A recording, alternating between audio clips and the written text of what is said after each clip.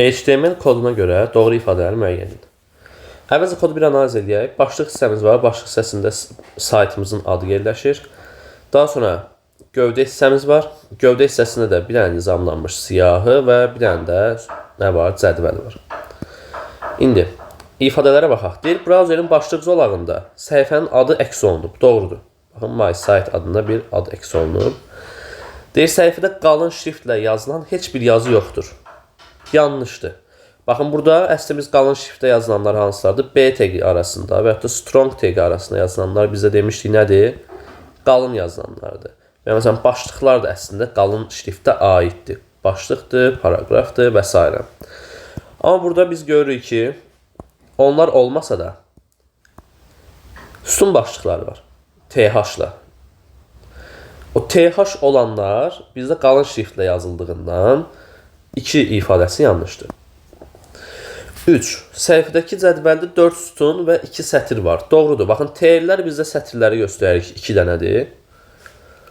Sütunlar da biz xanaların sayını əsasən tapa bilirik. Bir sətirdə olan xana sayı ilə sütunları tapa bilirik. Və görürük ki, biz burada həqiqətən 2 sətir və 4 sütun var. Deməli, 3-cü variant doğrudur. Daha sonra baxaq. Səhifədə nişanlanmış siyahı ifadə olunub.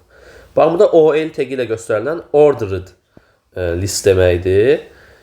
Bu nişanlanmış yox, nizamlanmış siyahıdır. Nişanlanmış siyahı UL tagi ilə göstərilir ki, UL tagi də unordered list deməkdir. Yəni ki, nizamlanmayıb, amma nişanlanıb. Yəni nömrələnməyib. Yəni bir sırası yoxdur. Amma nədir? Nişanlayıblar. Yəni nöqtə qoyublar və məsələn xüsusən dəyişdirilib, başqa bir işarə qoyulub və s. Deməli 4 yanlışdır. 5. Səhifədəki cədvələ görə Orxanın yaşı 35-dir. Baxaq, Orxan birinci sətrin ikinci sütunundadır. Onu deməli, ikinci sətrin ikinci sütununda da onun yaşı olmalıdır. Bəli, var, 35-dir. 5 də doğrudur. Deyir, səhifədəki cədvəldə adlar bir sütunda göstərilib. Baxıyor, bir sütunda göstərilib mi? Xeyr. Hamısı görürük, adlar nədir? Bir sətir üzrə göstərilib. Baxın, bir sətir üzrə. Deməli, 6 da yanlışdır. Doğru cavablar olur. 1, 3 və 5. Cavab oldu Y variantı.